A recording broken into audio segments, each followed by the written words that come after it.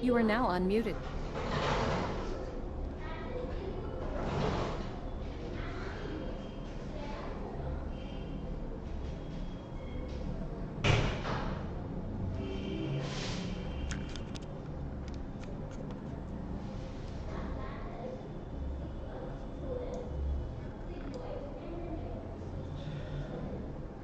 Good afternoon Dev and Viren. तो आप दोनों ही पढ़ लो। Yes Dev. I am really sorry, मतलब मैं बहुत दिनों बाद आपसे मिल रहा हूँ। Actually okay. सर, मतलब schedule थोड़ा बिजी जा रहा है। मैं रिकॉर्डिंग देख के खुद को अपडेट कर रहा हूँ, तो ओके। बस लाइव क्लासेस अटेंड नहीं कर पा रहा हूँ। But please don't think that I am not attending, like I am not attending just your class. ऐसा प्लीज मत। बिल्कुल देव, बिल्कुल देव, ठीक है। समझ में आ रहा है ना बाकी रिकॉर्डिंग से? सर आप 2 बजे 2 बजे क्लास में आप था, मैं तो जी। तो 2 बजे के क्लास में, एसएससी के क्लास में आप नहीं थे, तो कोई और था। हाँ तो अभी एक्चुअली ऐसा मुझे ना बहुत बड़ा धक्का लगा, आप पता नहीं बिजी क्यों। आप बहुत बड़ा बिजी हो क्या धक्का सर? लगा मुझे। एक्चुअली मुझे लगा थोड़ा आपने छोड़ दिया। एक्चुअली अभी शेड्यूल थोड़ा टाइट हुआ है, तो थोड़ा सा शेयर कर रहे हैं वो सर मेरे साथ शेड्यूल को। अच्छा अच्छा। हम्म। बाकी कोई दिक्कत नहीं है। डाउट्स तो आप वहाँ के भी कोई टॉपिक हो तो अभी आप मुझसे कभी पूछ सकते हो। ऐसा कुछ नहीं भी नहीं नहीं नहीं है। सर, अच्छा है। दिक्कत नहीं है सर ऐसा। हम्म। अरे सर चेंज हुआ है ना, इसलिए पूछ रहा हूँ। समझ में आया ना अच्छे से? हाँ सर, अभी तो आज कुछ किया ही नहीं, ज़्यादा कुछ किया नहीं है, बेसिक ही था। अच्छा नंबर अच्छा 30 का। अच्छा। ओके ओके, ठीक है देव। ठीक है, चलो। तो बाकी लोग तो ज्वाइन करते हैं, आप लोग ट्राई करो क्वेश्चन।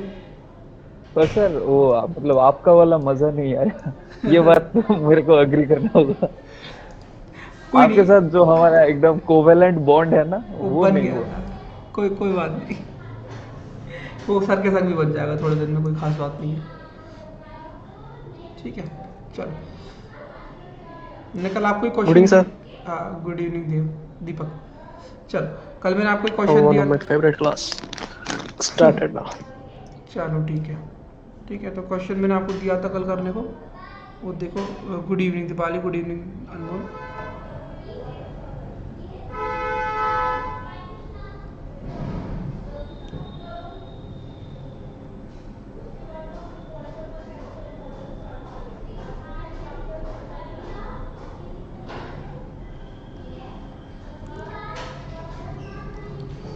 ये क्वेश्चन दिया था मैंने आप लोगों को करने के लिए, है ना? क्या आप लोगों ने ट्राई किया था क्वेश्चन? हम्म।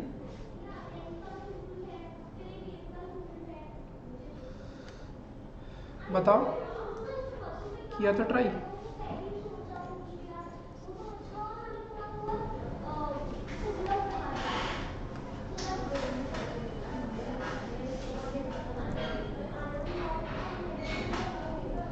अनमोल, दीपक, दीपाली, इंद्रनील, स्मिता, देव। नहीं सर, मैंने अभी देखी थी रिकॉर्डिंग। सर आप करा दो। नो सर, मैं आपके साथ यहीं पे वी विल सॉल्व। ठीक है, चलो। ठीक है, तो ये मैंने ब्लड आप रिलेशन में प्रैक्टिस कर रहा था। ओके, कोई दिक्कत नहीं। ठीक है, तो अभी इसको सॉल्व करते हैं। ठीक है, ध्यान से देखना। मैं स्क्रीन बड़ी कर रहा हूँ। ठीक है, आपको जो भी बोलना हो पॉइंट या डाउट, तो आप अनम्यूट करके बोल देना। ठीक है, मैं स्क्रीन को बड़ा कर रहा हूँ। चलो, ठीक है। 10 students, namely E, F, G, H, I, J, K, L, M, and N, are from 10 different colleges, but not necessarily in the same order. Have exam on 5 different days, starting from Monday to Friday of the same week, at either 7 or 10. Okay, तो basically क्या चीज़ है? ये scheduling based puzzle है आपका एक, जहाँ पर Monday, Tuesday, Wednesday, Thursday, Friday. ठीक है, ये 5 दिन है। करेक्ट। और इन 5 दिनों में 2 टाइम शेड्यूल दिए हुए हैं। कौन कौन सा टाइम शेड्यूल दिया हुआ है? 7 बजे और 10 बजे। ठीक है, तो 7 बजे और 10 बजे एग्जाम हो रहा है।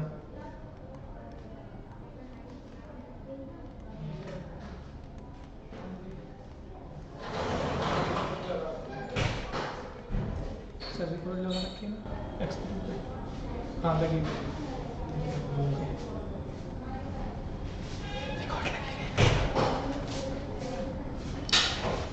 ठीक है,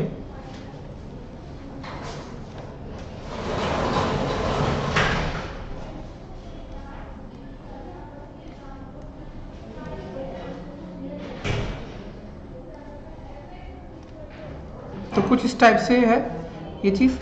अब आगे क्या इन्फॉर्मेशन दे रखी है वो पढ़ते हैं, ठीक है। Okay, only 2 people have exam between J and N. J और एन के बीच में 2 लोगों का एग्जाम है।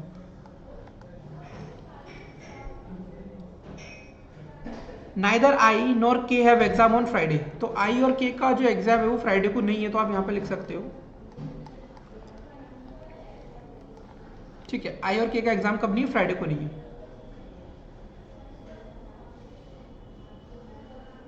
M has exam on Tuesday at 7 AM।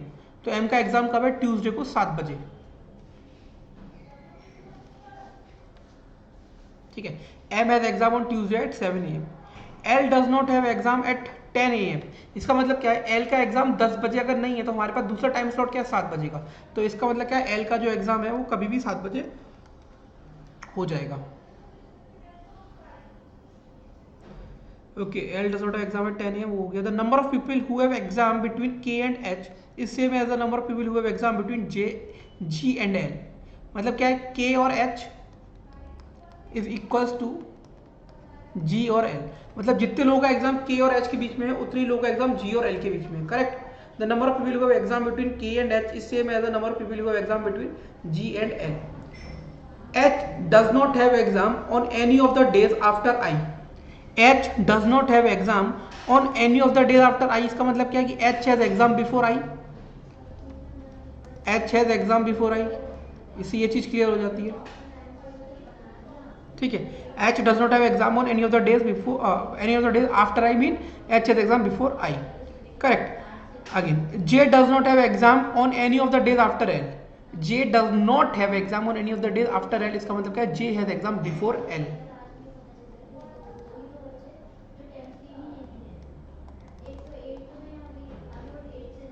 ठीक है, J does not have exam on any of the days after L. F has exam immediately before M.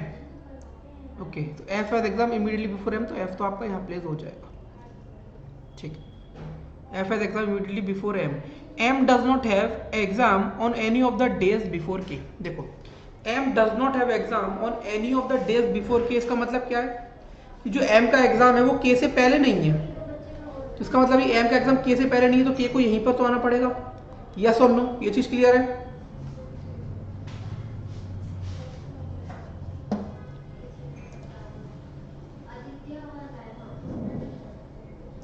ठीक है, आगे देखते हैं। M does not have exam on any of the days before K. The one who has exam at 7 AM is immediately before N. मतलब क्या है इस line का? जिसका एग्जाम 7 बजे है वो जस्ट एन से पहले है। तो इसका मतलब क्या हुआ? इसका मतलब यही तो हुआ कि जो एन का एग्जाम है वो 10 बजे है, हाँ या ना? इस लाइन का मतलब क्या हुआ? The one who has exam at 7 AM is immediately before N. इसका मतलब क्या हुआ? एन का एग्जाम 10 बजे होगा, हाँ या ना? बाकी लोग क्या सो रहे हैं? समझ रहे हो इसे? Yes, sir. ठीक है। Understanding. H has exam immediately after the day at 1. H has exam Of one. immediately after the day of one who has exam on Monday. तो मंडे के बाद ट्यूसडे को एच का एग्जाम है, तो एक ही स्लॉट खाली है ट्यूसडे को, क्योंकि यहां पर क्या लिखा है? H has exam immediately after the day. Immediately after the day का मतलब मंडे के बाद जो इमीडिएट आफ्टर डे होगा वो ट्यूसडे होगा। तो एच का एग्जाम के लिए यही पॉसिबिलिटी बची आपके पास, ठीक है। J does not have exam at 10 AM। इसका मतलब क्या है? जी हैज एग्जाम एट 7, ठीक है। ये चीज तो होगी। Only 3 people have exam between K and I. तो 1 2 3 आई आपका यहाँ आ जाएगा, ठीक है। अब आपके पास क्या है? आपके पास डाटा है और ये चीज आपके पास लिखी हुई है। देखो अब यहाँ पर देखो, अब जे और एन के बीच में कितने लोग हैं? 2 लोग हैं, और जे का एग्जाम 7 बजे है और एन का एग्जाम 10 बजे है। तो 7 और 10, ठीक है। जे का एग्जाम 7 बजे है। देखो यहाँ पर के और एच के बीच में कितने लोग हैं? यहाँ पे 2 लोग हैं। इसका मतलब इसे काट के भी बोल सकता हूँ जी और एल के बीच में भी 2 लोग होंगे, ठीक है। और ध्यान क्या रखना है कि यहाँ पर एल का एग्जाम 7 बजे है। अब सबसे पहले ये देखो, जे और एन का एग्जाम बेसिकली 2 लोग हैं और यहाँ पर जे का एग्जाम सात बजे है और एन का एग्जाम 10 बजे है। तो देखो यहाँ पर अगर एन का एग्जाम यहाँ पे होता है, फॉर एग्जाम्पल 1 2 जे का एग्जाम यहाँ पे होगा, ठीक। दूसरी कंडीशन क्या है, अगर जे का एग्जाम यहाँ पे होता है तो एन का एग्जाम यहाँ पे होगा। यहाँ पर हो नहीं सकता इस पोजीशन पे, क्योंकि इस तरफ तो ऑलरेडी ये ऑक्यूपाइड है 5 प्लेसेस। अब यहाँ पर होगा तो ना तो थोड़ा इधर जा screen बड़ा पाएगा कर ना दीजिए। उधर जा पाएगा। हाँ सर थोड़ा स्क्रीन बड़ा कर दीजिए बस थोड़ा सा। आपको हाँ दिख नहीं ठीक है रही सर। इतनी बड़ी स्क्रीन में, फिर मैं सॉल्व कैसे करूंगा? इतनी बड़ी स्क्रीन में नहीं दिख रही। नहीं दिख गई, अब दिख गई। कंडीशन नहीं दिख रही क्या? नीचे लिख दूं क्या कंडीशन? एन का एग्जाम 10 बजे है। दीपक दीपक इसको मतलब एक्सपांड कर लो, मतलब उसमें सर का फेस नहीं आएगा, but you can if okay you okay can okay expand it will. मेरा फेस देख के क्या करते या हैं, ठीक है। हाँ अब ये हो गया आपके सामने। अब देखो यहाँ पर एन अगर यहाँ पर है, अब देखो के और एच के बीच में 2 थे ना, तो जी और एल के बीच में भी 2 लोग होने चाहिए, ठीक है। अब उस चीज को हम बाद में देखते हैं। देखो यहाँ पर अब जे का जो बेसिकली एग्जाम है वो एल से पहले है, ठीक है, और एल का एग्जाम 7 तारीख को। तो ये ऊपर वाली कंडीशन गलत लग रही है, नहीं लग रही कहीं ना कहीं? क्योंकि जे अगर यहाँ पर है तो एल तो 7 बजे दे रहा है, लेकिन उसके बाद है तो यहाँ पर तो बचा ही नहीं है। तो ये वाली कंडीशन गलत लग रही थी ऊपर वाली। हाँ या ना बताओ, हाँ या ना, कुछ तो बोलो। अरे भाई हाँ या हाँ ना, सर। ठीक है। Yes sir. अब देखो दूसरी कंडीशन क्या थी कि जे को मैंने यहाँ प्लेस किया था, एन को यहाँ प्लेस किया था, ठीक है। अब एल का एग्जाम 7 बजे है एक तो, और जे का उससे पहले, तो एल यहाँ आ जाएगा। एल और जी के बीच में 2 लोग हैं, 1 2 जी यहाँ आ जाएगा। अब जो बची है उसको यहाँ प्लेस कर दो, काम खत्म। एच जो भी बचा, समझ में आया? जी और एल के बीच में 2 लोग थे। जी और एल के बीच में 2 लोग क्यों थे? क्योंकि के और एच के बीच में जितने लोग थे जितने लोग हैं उतने ही उतने उसके लोग बीच जी में और एल थे। के बीच में थे। तो के और एच के बीच में यहाँ पर देखो 2 लोग थे, तो जी और एल के बीच में भी 2 लोग होंगे। तो वहां से ये निकाला था कंक्लूजन। आया समझ और में? सर ये जो एच और आई के बीच वाली कंडीशन थी वो एच और आई के बीच में देखो यहाँ पे क्या लिखा है, only 3 people have exam between K and I. तो यहाँ पर के बैठा हुआ था तो 1 2 3 आई आ गया अपने आप ऑटोमेटिकली यहाँ पे। दोनों वो लिखा ना आई से इमीडिएटली आगे एच, जो आपने इस कंडीशन लिखी है सर नीचे इधर। ये वाली एच जी से सर। बिफोर आई, तो वो तो अपने आप ही ऑटोमेटिकली बन गई कंडीशन, एच आई से पहले है। अब यहाँ पर ये नहीं लिखा था ना, अच्छा। बेसिकली अगर मैं ये बोल रहा हूँ कि एच आई से पीछे बैठा है, तो वहां पर दोनों कंडीशन हो सकती है, इमीडिएटली भी हो सकता है और थोड़ा पहले जाकर भी हो सकता है, until and unless specified in the question, ठीक है। ठीक है जी। समझ में आया? ठीक है। चंद्रिका समझ में आया क्वेश्चन?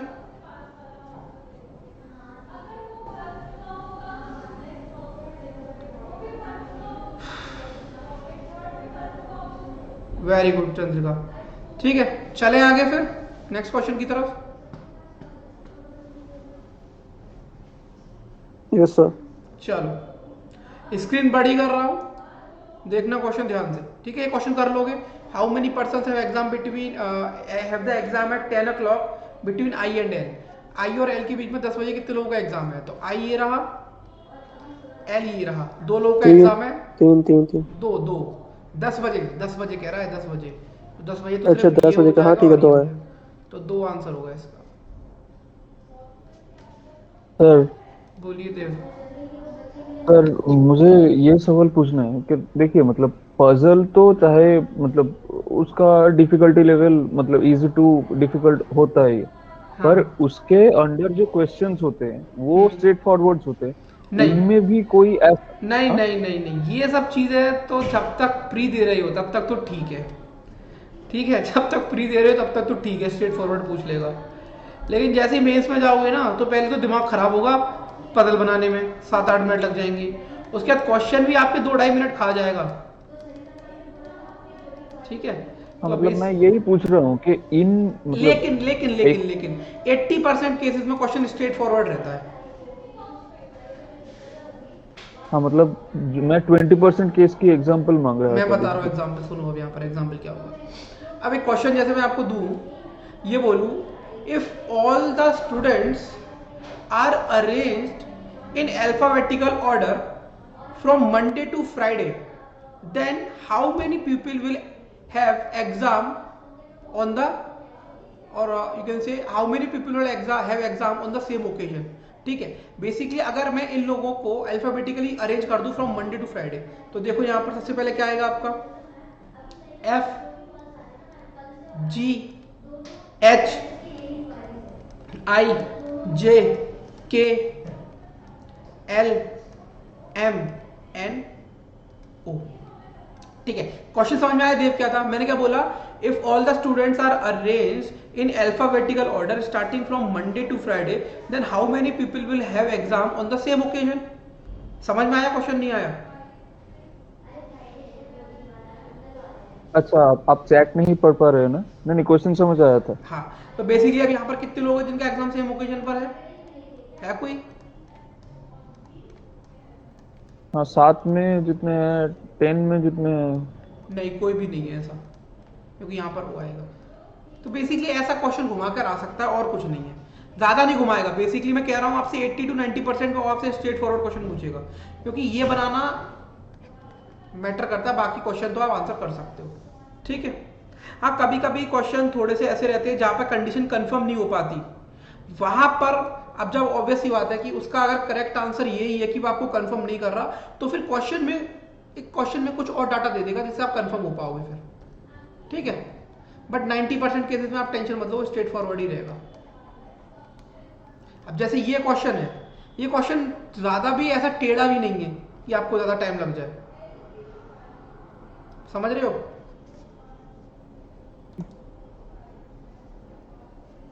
हाँ, क्योंकि यहाँ पे एकदम मतलब स्ट्रेच में दिया है, मतलब एफ से स्टार्ट करके ओ तक। अगर यहाँ पे रैंडम अल्फाबेट से दे देते फिर और टाइम लग जाता। हाँ, तो नहीं तो रैंडम तो अल्फाबेट्स हमें अरेंज करेंगे, हमसे उसने बोला है कि इस रैंडम को अगर हम प्रॉपर फॉरवर्ड में अरेंज करें तो क्या कोई ऐसा है जो अपनी पुरानी प्लेस के संग बेसिकली पुराने ओकेजन पर ही एग्जाम दे रहा है, बट ऐसा कोई नहीं आया।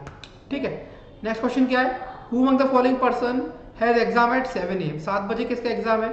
तो यहाँ पर आप देख सकते हो NLEGH, NLEGH, H का 10 बजे है, G का 10 बजे है, L का 7 बजे है। ठीक है, N का भी 10 बजे है, GH। ठीक है, तो करेक्ट आंसर क्या हो जाएगा इसमें? L, क्योंकि L का एग्जाम 7 बजे है, बाकी सब लोगों का कितने बजे है? 10 बजे। क्लियर है ये क्वेश्चन? आगे चले। हम्म। चलिए ठीक है, स्क्रीन बड़ी कर रहा हूँ। मेंस लेवल का क्वेश्चन है ये, SBI लेवल मेंस का क्वेश्चन है, ट्राई करो इसे। आपको मैं 7 to 8 मिनट्स देता हूँ। ठीक है, चलो ट्राई करो। क्वेश्चन अभी दिखाई दे रहा है या और बड़ा करना है, ये बता दो मुझे।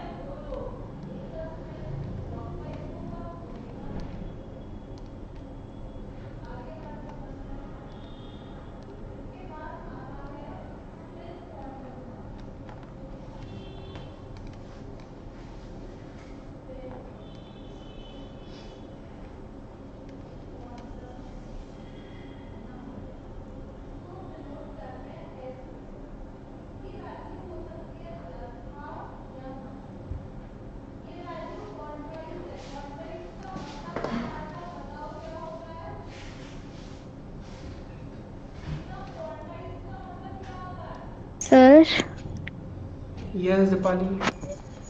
सर डेटा तो समझ आ रहा है बट ना समझ नहीं आ रहा प्रेजेंट कैसे करना है। अच्छा ठीक है, पहले मुझे ये बताओ, आप हम लोगों ने जितने भी टाइप के अभी तक पजल पढ़े हैं और आपने सिटिंग अरेंजमेंट पढ़ा है और आपने पूरी रीजनिंग पढ़ी है, ठीक है। यहाँ पर आपको क्या क्या यस सर।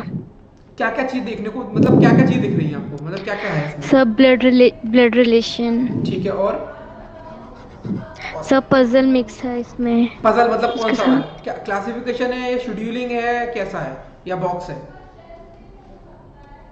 सर शेड्यूलिंग है जिसमें हमें डेट्स वगैरह गिवन होती है, ईयर्स गिवन होता है। ठीक है, तो कैसे, मतलब क्या करना चाहिए इसमें हमें, बेसिकली आपके अकॉर्डिंग क्या करना चाहिए?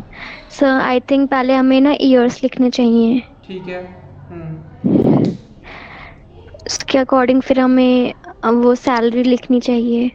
तो लेकिन सैलरी कंफर्म है कि जो पहले पैदा हुआ है, मतलब बेसिकली आप ईयर लिखोगे तो सैलरी तो कंफर्म है कि सैलरी उसी तरीके से दी हुई है अरेंज पैटर्न में?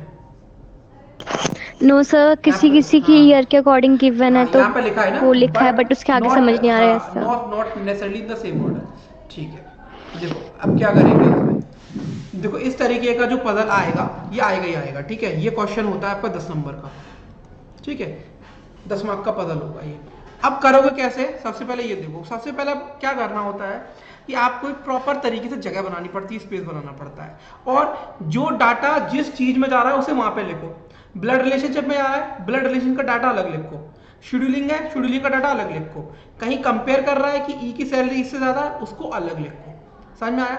उसके बाद क्वेश्चन को स्टार्ट करो। अगर आप क्या करोगे, अगर आप सारे का सारा डाटा एक ही जगह पर लिखते चले जाओगे तो आप यही नहीं समझ पाओगे कि इससे हमें क्या शेड्यूलिंग को सॉल्व करना है, कंपेयर करके अलग करना है, या ब्लड रिलेशन निकालना है, ठीक है। तो जो जिस कैटेगरी में डाटा दिया है उस कैटेगरी में उसे लिखते चलो।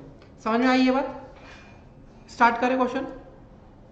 यस सर, यही किया अभी तो, मतलब ब्लड रिलेशन जो डायग्राम था वो बना लिया और चलो ईयर्स के अकॉर्डिंग सैलरी भी लिख ली। ठीक है, ठीक है, ठीक है, ठीक है। चलो अब देखते हैं आगे क्या करना है इसमें। सबसे पहले पढ़ते हैं। In a family there are 9 members. 9 लोगों का फैमिली है। इसमें लोग कितने? A B C D E F G H K, मतलब 9 लोग हैं। और इसके अंदर 3 कपल्स हैं। 3 कपल, 4 जनरेशन है, और 5 मेल है और 4 फीमेल है। तो ये जो डाटा है इसको आप लिख लो ब्लड रिलेशनशिप में। क्या क्या है आपके पास डाटा, ध्यान से देखो। पहले तो आपके पास 5 मेल लोग हैं, 4 फीमेल है, 3 कपल्स हैं, और आपके पास जनरेशन कितनी है? 4 जनरेशन है, ठीक है। चलो उसके बाद आगे बढ़ते हैं। अब क्या लिखा हुआ है? they all born in different year, that is this but not necessarily in the same order. They earn different salaries per month, this but not necessarily in the same order, ठीक है। अब क्या करना, सबसे पहले ये जो ईयर्स है ना, इन्हें अरेंज करना पड़ेगा फ्रॉम असेंडिंग ऑर्डर, मतलब सबसे पहले जो साल आ रही है उसको। तो सबसे पहले क्या क्या, एक बार बताओ मुझे। 1960, उसके बाद क्या है? 62, 1962, उसके बाद क्या है आपका?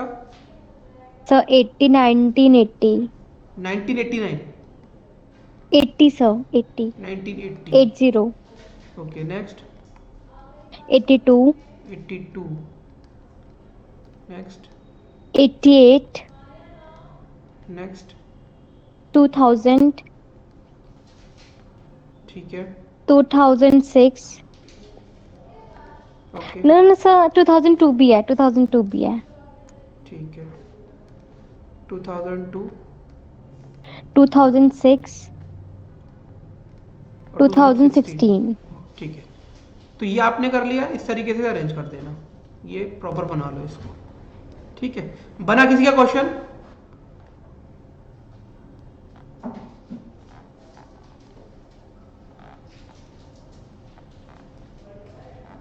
ठीक है। सर सर हाँ बोलिए।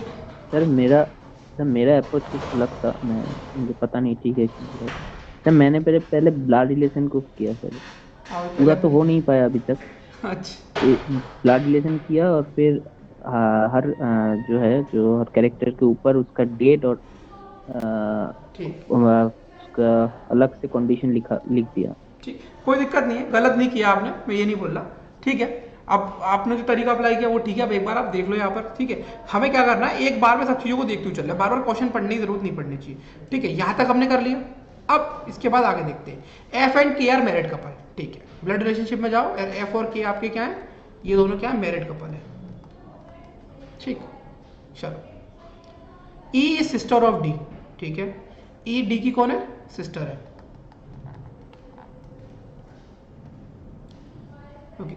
B is daughter in law of F, okay.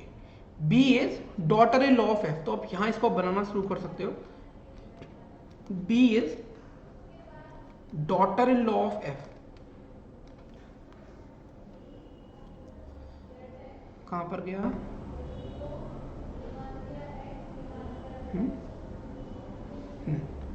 B is daughter-in-law of F. F, who is grandmother of E's mother, E's brother. B is daughter-in-law of F, who is grandmother. मतलब F कौन है, grandmother है, दादी है किसकी, E के भाई की।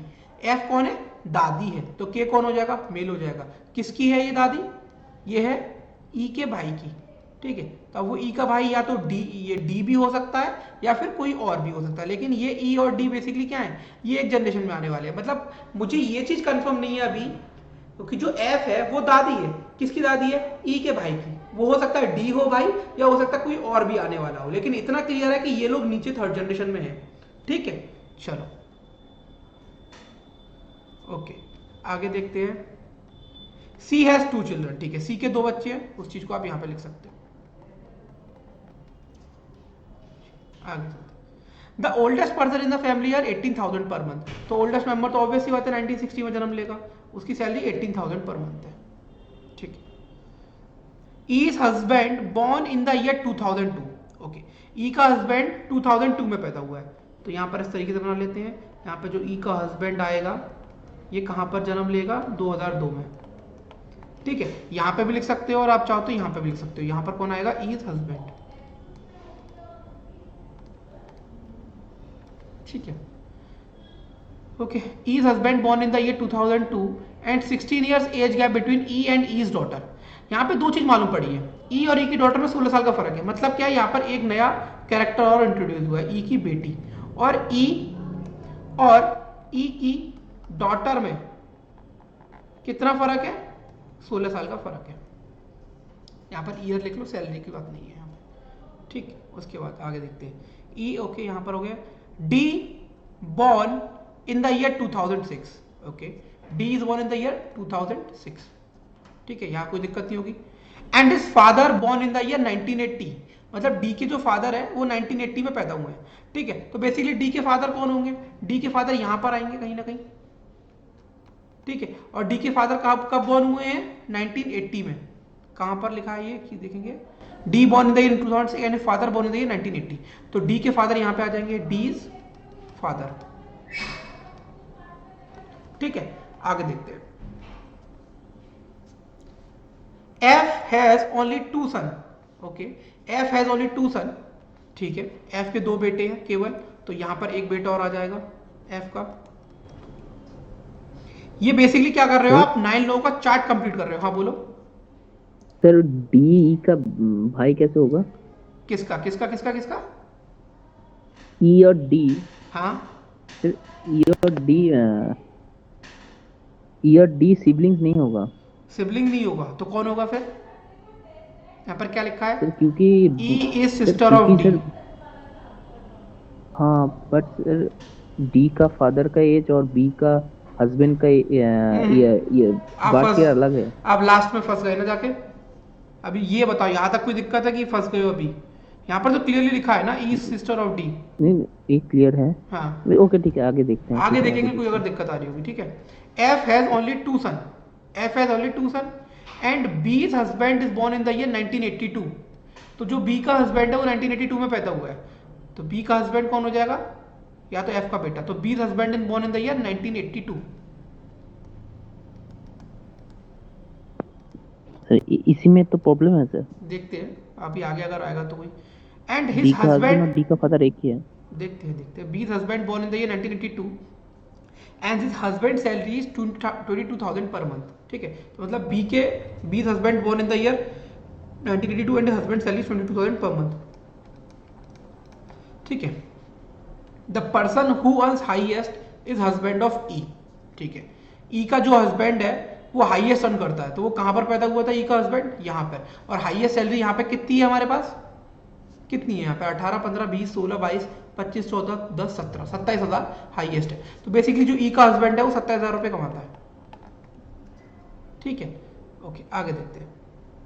Person one highest is E and this, okay कहाँ पर थे हम लोग, F two sons and husband salary 21,000, the person who earns highest is husband of E, okay the person who earns highest is husband of E and there is 13,000 rupees gap between E and E's husband, salary of E और E हस्बैड। तो मतलब ई की salary कितनी हो जाएगी, ई की salary कितनी हो जाएगी 13,000 रुपये, करेक्ट, यस और नो, यस और नो भाई, ठीक है। उसके बाद क्या है, there is 6 years gap between B and B's husband, B और बी के हस्बैंड में कितना फर्क है, 6 साल का फर्क है। तो बी का हस्बैंड 1982 में है, तो यहां पर तो 1976 है नहीं, तो 1982 में कौन, 1988 में कौन आ जाएगा, बी आ जाएगा, ठीक है। चलो, के हैज अर्न 15,000 पर month and his sons earn 20,000, okay. तो मतलब यहां से क्या क्लियर हो रहा है कि के की सैलरी कितनी है आपकी, ओके ये सैलरी आप यहां पे मत लिखो, है ना, सैलरी वाला पार्ट वहीं रखो। ई की सैलरी 13,000 रुपये है, के की सैलरी कितनी दी हुई है हमें, के हैज अर्न 15,000 पर मंथ, के की सैलरी 15,000 है एंड हिज सन अर्न्स 20,000। तो के का जो सन है अभी जिसकी हमें खोज करनी है, तो पता नहीं लगा पाए हैं, तो उसकी सैलरी कितनी है,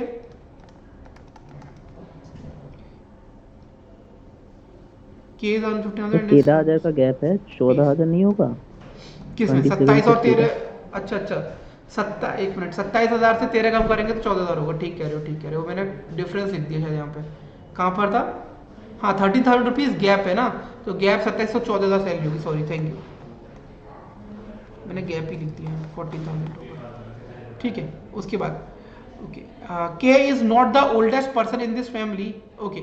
अब एक चीज बताओ, हमारे पास पता था कि 4 जनरेशन की फैमिली है, तो मतलब ये तो जनरेशन तो कंप्लीट हो गई, और अगर K is not the oldest in the family तो ऑब्वियसली बात है F होगा, हाँ या ना, हाँ या ना। अगर K ओल्डेस्ट नहीं है तो ऑब्वियसली बात है F ही होगा ओल्डेस्ट, यस सर। यहाँ K, यहाँ K की सैलरी कितनी है 15,000, ठीक है। देखो कहां पर थे, K is not the oldest person in the family and H is the brother in law of D। अब देखो H is the brother in law of D। अब आपको पता है कि ब्रदर इन लॉ के दो केसेस हो सकते हैं, लेकिन एक बात याद रखना, आपके पास फैमिली में 9 लोग हैं और अब आप किसी नए को इंट्रोड्यूस नहीं कर सकते, क्योंकि यहाँ पर 1 2 3 4 5 6 7 8 9 बर्थ कंप्लीट हो चुकी है। और H is the brother in law of D का मतलब क्या हो गया, H E का हस्बैंड होगा यहाँ पर। क्या ये चीज क्लियर है? क्योंकि आप कंडीशन तो तब लोगे ना जब आपके पास सीट बचेंगी, सीट ही नहीं बची 9 लोगों की, आपको फिल करनी है वो। तो H is the brother in law of D हो गया, तो H आपका 2002 में बर्थ लेगा, यहां पर कौन आ जाएगा आपका, H आ जाएगा, ठीक है। किसी को कोई डाउट है यहां तक क्या? सर डी में डाउट है सर, डी का जो बोल रहा था मैं, क्या बोल रहे हैं अभी, बी का हस्बैंड, अब चार्ट देखिए जरा, डी का हस्बैंड का डेट ऑफ बर्थ है 1982 और डी का फादर का डेट ऑफ बर्थ है 1980, दोनों अलग अलग हो जाएगा ना, अंकल का बेटा होगा ना, इसका अंकल तो का अलग बेटा भी तो हो सकता है, सब कंपलसरी थोड़ी ना है। ये डाटा मैंने कोई अज्यूम तो अभी तक मैंने कोई डाटा अज्यूम तो किया नहीं है, मुझे एग्जैक्ट मिल रहा है, मैं वही लिख रहा हूँ। अच्छा मैंने बोला बी का हस्बैंड आप और ये बोल रहे हो डी बी का का फादर को तो हस्बैंड और एक ही डी किया का आपने, फादर, तो मैंने अभी ये एक ही तो किया है। नहीं, तो अच्छा। हो सकता है ये लाइन, ये तो जनरेशन की लाइन दिखाई है, हो सकता है ये इधर भी चला जाए, हो सकता है ये इधर भी चला जाए, ये तो बेसिकली जनरेशन की लाइन दिखा रहा हूँ मैं, ठीक है। अच्छा हाँ चलो, यहाँ तक हुआ क्लियर कि यहाँ तक कहाँ थे हम लोग, K is not the oldest person in the family and H is the brother in law of D and J is a female person. अब अगर J फीमेल पर्सन है तो J कहाँ पर जाएगा, 1 2 3 4 फीमेल है तो J यहाँ जाएगा। अब इसका मतलब ऑब्वियसली बात है कि ये सबसे यंगेस्ट पर्सन है फैमिली में, बोलने की जरूरत नहीं है, ठीक है। तो J आपका यहाँ आ जाएगा, ठीक है, okay. K is not the oldest person in the family and H is the brother of D and J is a female person. The youngest person earns lowest salary among all. तो youngest तो J है। अब lowest salary यहाँ पर कौन सी है, 18 15 20 16 22 25 14 10 17 27, तो basically 10,000 रुपये है, वो लोएस्ट सैलरी है यहाँ पे इसकी है, ठीक है। D has earns okay, the youngest person earns lowest salary among all, D earns second highest among all. तो सेकंड हाईएस्ट कौन सी सैलरी है? 25,000 रुपये। तो डी की सैलरी कितनी होगी? 25,000 रुपये। ठीक है, आगे देखते हैं। And F earns more than the salary of her daughter in law, मतलब जो एफ की सैलरी है उसकी डॉटर इन लॉ से ज्यादा है। तो देखो एफ की सैलरी कितनी दे रखी है? 18,000। एफ की डॉटर इन लॉ कौन है? बी। मतलब क्या है कि बी की सैलरी 18 से कम होगी। तो 18 से कम हो सकती है, क्या हो सकती है?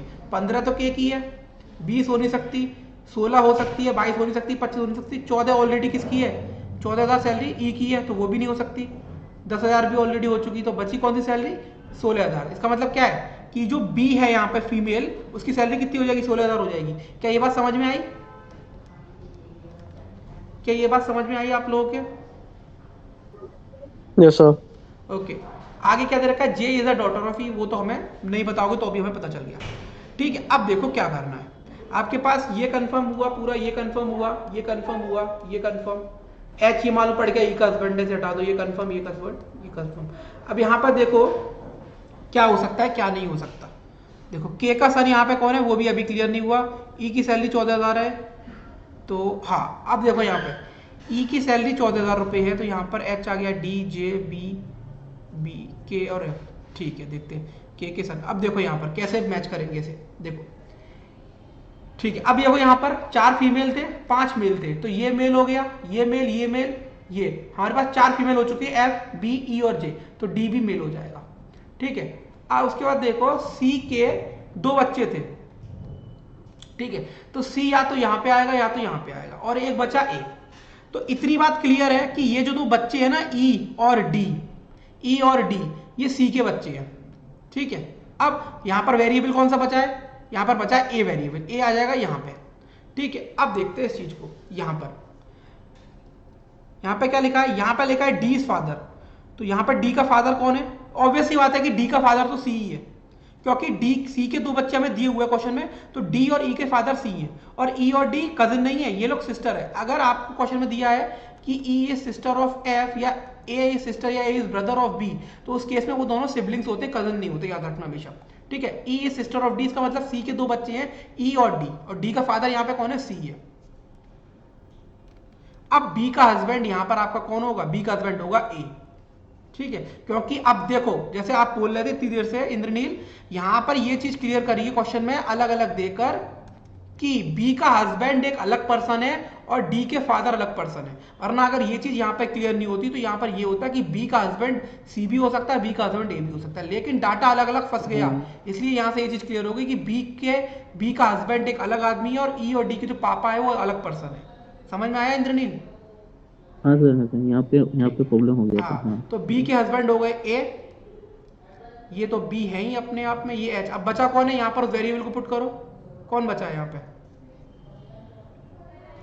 देखो A B C D put कर दिया आपने, A B C D put कर दिया, ई एफ के एच जे, ई नहीं पुट किया ना, यहाँ पे ई आ जाएगा।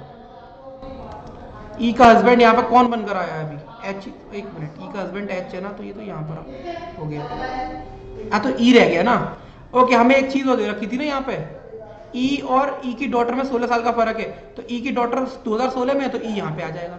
ई की सैलरी 14,000 रुपये हो गई, सबकी सैलरी हो गई, सब लोग बैठ गए, सबका रिलेशन बन गया, ये चार्ट बन गया पूरा आपका फैमिली का। समझ में आया दीपाली?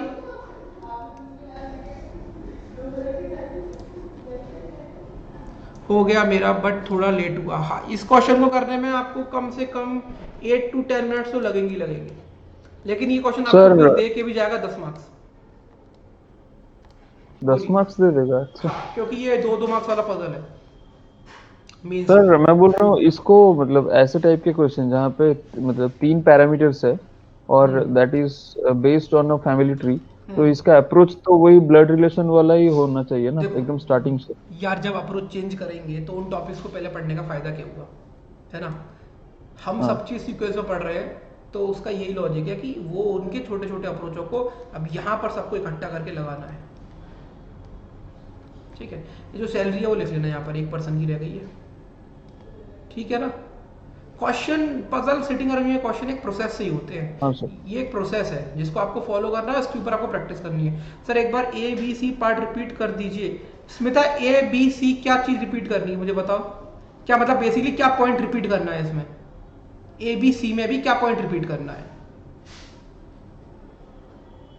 देखो यहां पर ये चीज क्लियर नहीं थी कि ए कहां आएगा सी कहां पर आएगा, ठीक है। यहां पर सी के दो बच्चे थे, अब सीन क्या था कि बी की शादी सी से भी हो सकती थी, लेकिन ये चीज क्लियर थी कि सी के दो बच्चे हैं, तो बेसिकली डी और ई ये दोनों बच्चे सी के हैं। अब सी की मदर नहीं पता लग रही, तो हो सकता है सी की मदर बी, सॉरी सी की जस्ट अ सेकेंड, सी जो ई और डी है इनके फादर तो सी ही रहेंगे।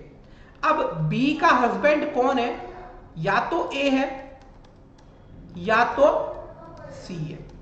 अगर बी का हस्बैंड सी है तो यहां पर बेटा लिखा था बीज हस्बैंड, तो यहां पर सी आता, ठीक। अब यहां क्या लिखा था, यह लिखा डी फादर, तो डी फादर भी सी है, तो क्या सी भी यहां आता। इसका मतलब क्या हुआ स्मिता कि जो एक वेरिएबल है सी वो दो अलग अलग जगह पर कैसे आ सकता है, क्या वो चीज पॉसिबल है स्मिता? स्मिता वो वेरिएबल दो जगह आ सकता है, नहीं आ सकता।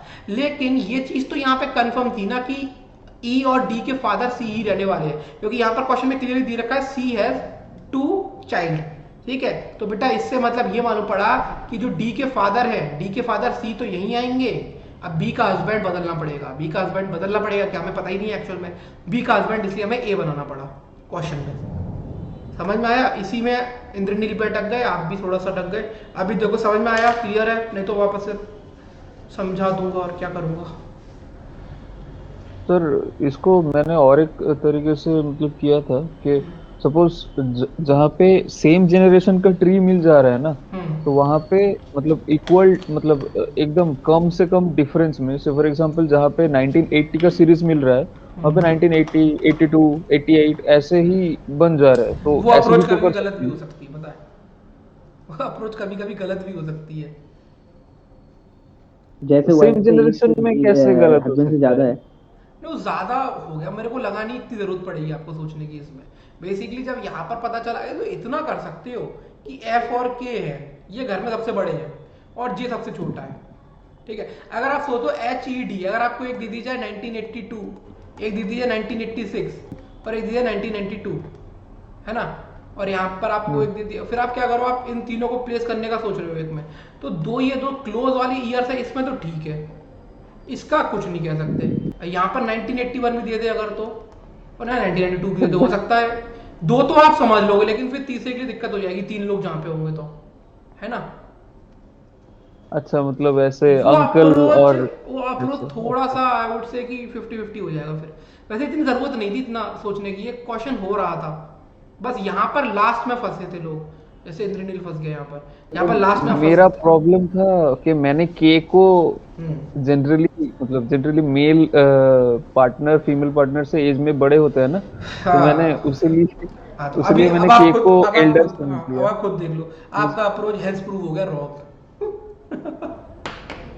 नहीं मतलब मुझे लगा कि के ऊपर भी कोई होंगे, पर नहीं तो मुझे वो ये आपको ये आइडिया ध्यान नहीं रखना था था ना कि कि एक 4 होंगे। जनरेशन है हमारे पास, और हमारे पास चारों जनरेशन के लिए सीट अलोकेट हो चुकी थी, तो वो बात तो क्लियर थी कि अब इससे ऊपर कोई जाएगा नहीं और इससे नीचे कोई आएगा नहीं, ठीक है। चलो क्वेश्चन देख लो, who among the following earns least money per month? J G 10,000 10,000 रुपए कमा रहा है। H born in which of the following year? 2002। 2002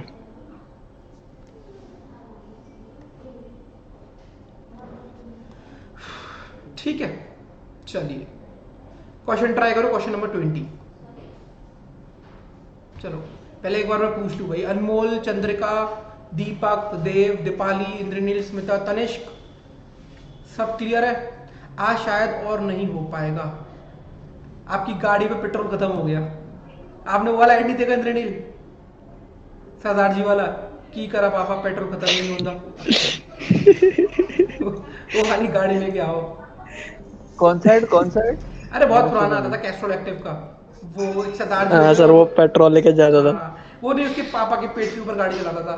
तो उसके पापा कहते अरे छठे यार बस कर। वो कहते थे की करा पापा पेट्रोल खत्म ही नहीं होता।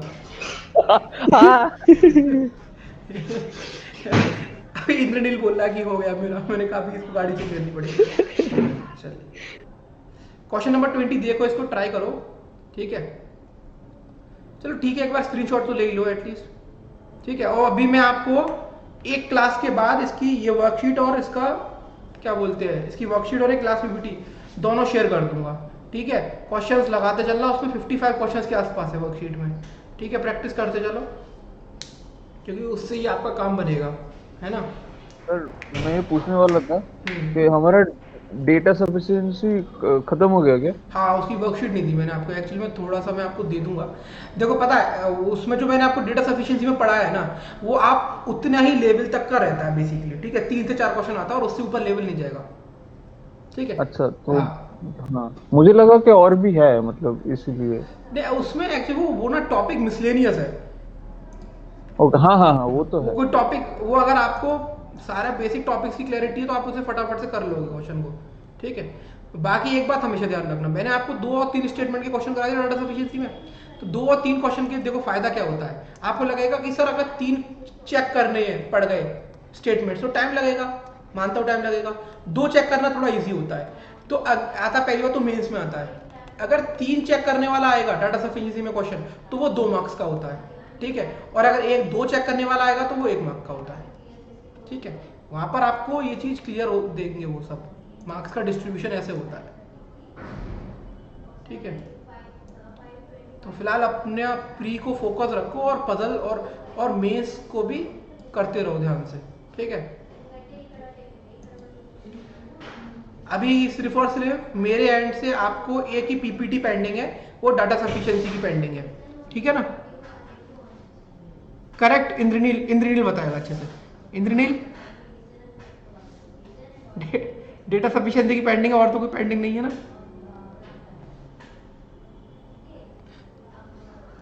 इंद्रनील मोहित सर क्या कहते हैं इसको इसको लेकर, प्रेजेंट पीपीटी को लेकर कुछ कहते हैं ना वो आपसे?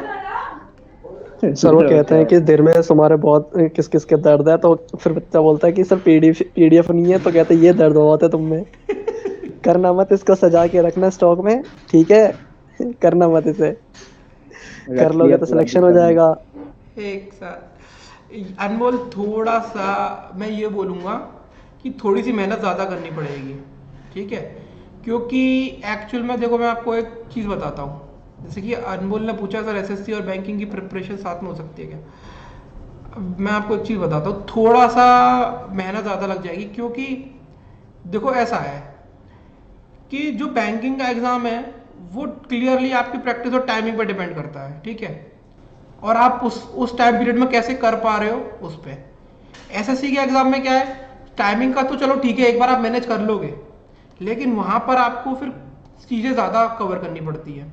जैसे कि आपको जीएस पढ़ना पड़ेगा, ठीक है। और आपको वहाँ मैथ्स का एडवांस पढ़ना पड़ेगा। पढ़ने तो आपको यहाँ भी बहुत कुछ पड़ेगा। आपको यहाँ पर बेसिकली जो मेरे अकॉर्डिंग जो मैं बात मानता हूँ कि बैंकिंग में सब चीज़ है आपकी प्रैक्टिस, वही है सारा, वही आपको पढ़ना है, वही लगाना है, उसी को एनालाइज करना है, ठीक है। मेरे अकॉर्डिंग आपको थोड़ा सा एक्स्ट्रा टाइम देना पड़ेगा कि अगर बाकी लोग 6 घंटे पढ़ रहे हैं तो आपको 8 घंटे पढ़ना पड़ेगा अनमोल। अगर आप इस चीज़ के लिए रेडी हो तो बहुत अच्छी चीज़ आप जा सकते हो। सर आपका मेंस कैसे गया? अच्छा नहीं हुआ। क्या बात कर रहे हैं? जीएस में धोखा दिया। एक्चुअली जीएस मेरे तैयार नहीं था, धोखा क्या दिया, मैंने खुद ही प्रिपेयर नहीं कर पाया था ढंग से जीएस। और मतलब बैंकिंग अवेयरनेस में या करंट अफेयर्स में? बैंकिंग वही आता 40 मार्क्स का उसमें, ठीक है। और बाकी का जो था रीजनिंग का पोर्शन सही किया, इंग्लिश अच्छा गया, क्वांट ने रेड लगा दी बहुत बुरी तरह। क्वांट के पोर्शन है, क्वांट का पोर्शन क्वांट क्या बहुत हाई लेवल का आता है कैट लेवल का। मतलब मेंस में? एसबीआई लेवल का, एसबीआई पीओ मेंस तो कैट लेवल पूछता है। अब पता है इसमें बोर्ड अटेम्प्ट कितने थे मैथ में? आप हंसोगे, 35 में से अगर किसी ने 5 क्वेश्चन करे ना सही तो उसका बोर्ड अटेम्प्ट है। तो मतलब आपका निकलेगा ना, क्या लगता है आपको? 50-50 है, हाँ भी ना भी, क्योंकि जीएस मेरा पूरा गड़बड़ हो गया, मतलब बेसिकली हार्डली 4-5 क्वेश्चन मेरे से बन रहे थे, क्योंकि पढ़ा नहीं था एक्चुअली मैंने जनरल स्टडीज का सेक्शन बिल्कुल भी। नहीं उसमें जैसे आपने बोला ना कि एक बैंकिंग अवेयरनेस का अगर बुक खरीद लूं और वो उसमें जो नहीं, होता है वो या पढ़ता रहूं तो एक्चुअल में प्रॉब्लम ये है, आपको बताओ कि जैसे मैंने भी ये चीज़ करने की कोशिश करी थी, मैंने क्या किया था, मैं लास्ट 1 महीने से बुक मगअप करने की कोशिश कर रहा था, बट वो हेल्प नहीं करेगा। ठीक है, आपको जीएस के साथ भी दोस्ती करनी पड़ेगी उसी तरीके से जिस तरीके से आप बाकी सब्जेक्ट के संग दोस्ती कर रहे हो और इंटर के संग कर रहे हो उन चीज़ों को। ठीक है, करना क्या है आपको पता है, अगर आप इस साल अक्टूबर में पेपर देने वाले हो ना, तो मैं बोलता हूँ अभी से तैयारी करना शुरू कर दो जीएस के लिए। जनवरी, फेब, मार्च पूरा रोज आधा घंटा तो यही काम करेगा यार। लास्ट के 2 महीने में 6 महीने का मगअप करने जाओगे तो वो ऐसा होता है ना, वॉमिट हो जाती है, वही चीज़ हो जाएगी फिर। मतलब करंट अफेयर्स पढूं, करंट करंट नहीं, अफेयर्स आता है। बैंकिंग अवेयरनेस पे ज़्यादा फोकस करो। अच्छा और आप इस चीज़ को ध्यान में रखते चलो, ऊपर से पढ़ना मत, बहुत डीप क्वेश्चंस आए थे, बहुत डीप। थोड़ा सा बहुत मुश्किल हो जाता है यार 9 आवर्स जॉब करने के बाद फिर जाकर पढ़ना, बहुत हार्ड होता है। तो वो चीज़ मेरे को रियलाइज हो रही है कि मेरे ऑलमोस्ट लास्ट 6 से 8 मंथ में सारे प्री क्लियर हुए, सारे प्रीलिम्स, लेकिन जीएस मुझे हर जगह धोखा दे रहा है। अब आरआरबी पीओबी था मेरा एग्जाम मेंस का, मैंने 120 में से 95 क्वेश्चन अटेम्प्ट करे, जीएस, रीजनिंग और मैथ सेक्शन में लाके। ठीक है अब जब नंबर आया, आरआरबी में इंग्लिश नहीं आता है क्या? आता है आरआरबी पीओ मेंस में आपका सब कुछ आता है। उसमें आपका आरआरबी पीओ मेंस के लिए आपको उसमें एक तो इंग्लिश या हिंदी में से एक सेलेक्ट करना पड़ता है अकॉर्डिंग टू योर चॉइस, और मैथ्स, रीजनिंग, कंप्यूटर नॉलेज भी आता है उसमें, तो कंप्यूटर नॉलेज और आपका जनरल अवेयरनेस। ठीक है, ये सब ठीक चला गया मेरा, इसमें भी मैंने 20 से अटेम्प्ट कर ली 40 में से। जनरल अवेयरनेस में आया तो 13 अटेम्प्ट हुए बस 40 में से। बस भगवान मेरी यहीं पे मदद कर देना, मेरा पूरा पेपर क्लियर है। मेरा ऑलमोस्ट 135 अटेम्प्ट है 180 में से। मुझे पता है ये सबसे मतलब बहुत अच्छा मेरा अटेम्प्ट है, बहुत अच्छा, मतलब अच्छे से भी ऊपर है ये, लेकिन बस यही है जब ये और वहां पर होता है सेक्शनल कट ऑफ, हाँ यही बैंकिंग का सबसे बड़ा प्रॉब्लम यही है। तो प्रॉब्लम हो रही सबसे ज्यादा।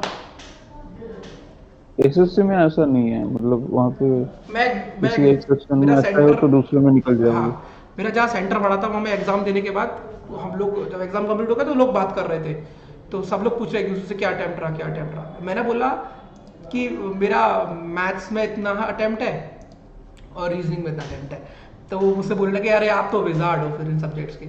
उन लोगों के 7-8 अटेम्प्ट हुए। मैंने कहा यार छोड़ो, सेक्शनली निकलेगा तो सब कुछ बर्बाद है फिर तो ऐसा ही है कि बेसिकली प्रॉब्लम क्या है कि आपको प्री का तो तैयारी करना ही करना है, लेकिन थोड़ा सा 1-1 घंटा आपको देना पड़ेगा, लेकिन फिर वरना क्या लास्ट में जाके प्रॉब्लम हो जाती है, समझ रहे हो? ठीक है, तो थोड़ा सा वेल प्रिपेयर्ड रहो, क्योंकि सीन ये है बैंकिंग ने क्लियर कर दिया है कि हम लोग जनरल अवेयरनेस बहुत डीप में पूछने वाले हैं। ठीक है, तो तैयार रहो उस चीज़ के लिए, बस पहले से पढ़ाई करो और बैंकिंग अवेयरनेस को सीरियसली लो, हो सके तो उसे कॉन्सेप्चुअली पढ़ो अच्छे से। तो सर वो क्या मतलब एकदम मतलब ऐसे इकोनॉमी कॉमर्स इनके हाँ, डीप में एकदम जाते हैं? आपको अगर देखो 40 में से 10 क्वेश्चन तो वो आपसे कॉन्सेप्चुअली पूछेगा, 10 क्वेश्चन तो कॉन्सेप्चुअल पूछेगा, लेकिन फिर करंट की न्यूज़ एक चीज़ है, अगर आप बैंकिंग अवेयरनेस सुन रहे हो और आपको उसके टर्म्स के बारे में पता नहीं है, मुझे एक बात बताओ, आपको उसके टर्म्स के बारे में अगर पता नहीं है तो आप चीज़ों को जल्दी भूल जाओगे। पता है ये होता है, अगर आप कोई सब्जेक्ट पढ़ते हो तो उस सब्जेक्ट को अगर डीप में पढ़ो, उसकी जानकारी लेके पढ़ो कैसे आया, मतलब मैं ये नहीं बोल रहा कि डेरिवेशंस इंपॉर्टेंट होते हैं, लेकिन हमें पता होना चाहिए कि ये हुआ कैसे ये ड्राइव, क्योंकि उससे पता क्या होता है, मतलब स्कूल में जैसे एकदम बेसिक से पढ़ते थे वैसे है हाँ ना? क्योंकि अभी फिजिकल डेफिसिट का मतलब आपको पता नहीं होगा, और आप फिजिकल डेफिसिट हर जगह न्यूज़ में पढ़ रहे हो यार। अगर फिजिकल डेफिसिट का मतलब पता होगा, उसे लिंक कर पाओगे आप चीज़ों के साथ, और वो चीज़ें आपके लिए फिर एक लॉन्ग लास्टिंग तक दिमाग में रहेंगी। और ये फैक्ट है, जिस चीज़ को पढ़ो उस चीज़ का पहले हैंड्स प्रूफ जान लो, फिर बाद में भले ही उसको शॉर्ट नोट्स में लिख लो कि हाँ ऐसे है। हमारा दिमाग का वर्किंग का प्रोसेस ही यही है यार, उसको वो चीज़ याद रहती है जो उसको ढंग से सिखाई जाती है।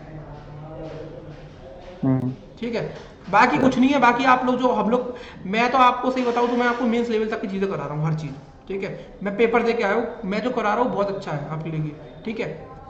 बाकी सब बढ़िया करा रहे हैं, बस थोड़ा सा अपनी तरफ से भी तैयारी रखो, क्योंकि जो 60% एफर्ट है ना वो आपकी तरफ से आएगा, ठीक है। क्योंकि पढ़ तो यहाँ पे बहुत लोग रहे हैं, लेकिन फिर अलग क्या होगा, आप क्या किस लेवल पे आके प्रैक्टिस कर रहे हो, ठीक है। Thank you sir. इकोनॉमिक्स सिर्फ अकेले हेल्प नहीं करेगी। दीपाली, ये चीज़ में मैं थोड़ा सा वीक हूँ, मैं आपको कुछ गलत नहीं बोलूँगा। Weak general awareness, banking awareness मेरा कमज़ोर पार्ट है, ठीक है। मैं टेक्निकल बैकग्राउंड से हूँ, तो मेरे को उन सब चीज़ों की नॉलेज कम है। आप बेसिकली ये जो आपको सर आलोक सर पढ़ा रहे हैं ना बैंकिंग अवेयरनेस वगैरह, आप उनसे पूछो कि सर हमें जीरो लेवल से कैसे स्टार्ट करना है, ठीक है। और बेसिकली आपको पढ़ा रहे हैं तो वो अभी आपको जीरो लेवल से ही पढ़ा रहे होंगे, ठीक है। तो वो चीज़ आपको हेल्प करेगी। जो देखो, जो अभी अगर आपको हड्डियों में दर्द है, तो अगर आप दिमाग वाले डॉक्टर के पास जाओगे तो वो शायद गलत इलाज कर देगा ना। फिर दिमाग में दर्द होने लग जाए। ठीक है, तो फिर एक उसी डॉक्टर के पास जाओ, बहुत अच्छी बात है। नोट्स बनाओ हर चीज के, ठीक है। चलो, इंद्रनील आप कर सकते हो, ठीक है, कर सकते हो, कोई दिक्कत नहीं है।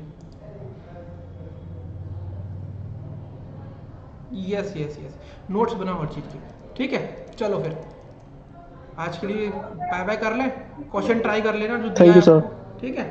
बाकी yes sir, thank you sir. Next class में एक दो क्वेश्चन और देखेंगे, उसके बाद टॉपिक को कंप्लीट करने के बाद आपको प्रैक्टिस शीट भी दे दूंगा और क्लास पीपीटी भी। चलो बाय बाय, एंजॉय।